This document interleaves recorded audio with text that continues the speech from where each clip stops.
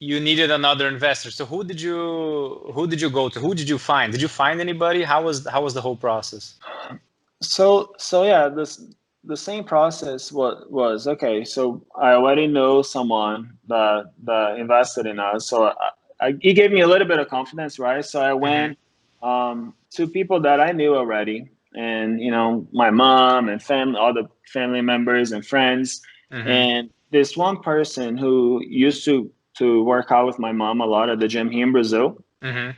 She seemed really interested, and in my eyes, she was already she was kind of the demographic that's what caught my attention too. She was kind of the person already that we were going to sell to, The target markets. the target market. She was kind of that person, and she came from an affluent family, so I didn't think like she was going to stretch too much to be able to help a little bit, Mm-hmm. and she was looking for something meaningful to do.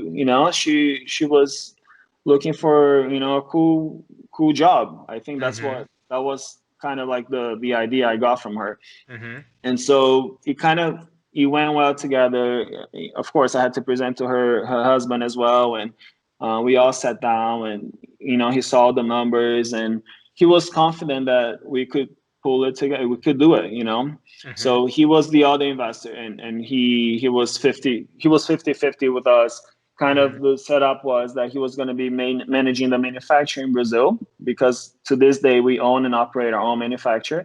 So he would be doing that part of the business, and then by the time the goods got to us in the U.S., then Ashley and I would be taking over. So sales, marketing, and so forth. So that part was kind of like the agreement between the two of us. So this new partner, which was a friend of your mom's, was not an investor only. She would also come in and manage the company with you. Yes. And so how did that go?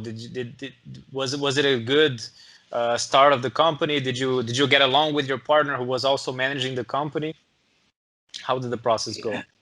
I think, I'd say like this whole thing of starting a business from scratch, and now looking back 8 years ago, every part of the process is like a learning experience, right? So when you're living it, sometimes it might seem like this is really bad or this is the greatest thing ever, but later on you're going to start to see that everything is a learning experience. So in that time, some things worked and some things didn't. So the fact that she wanted to be involved in the day-to-day of the business, for Mm-hmm. example, without having the right experience to do that, that was a little challenging, because she Mm-hmm. wanted to, she was driven to try to help in a way. Mm-hmm.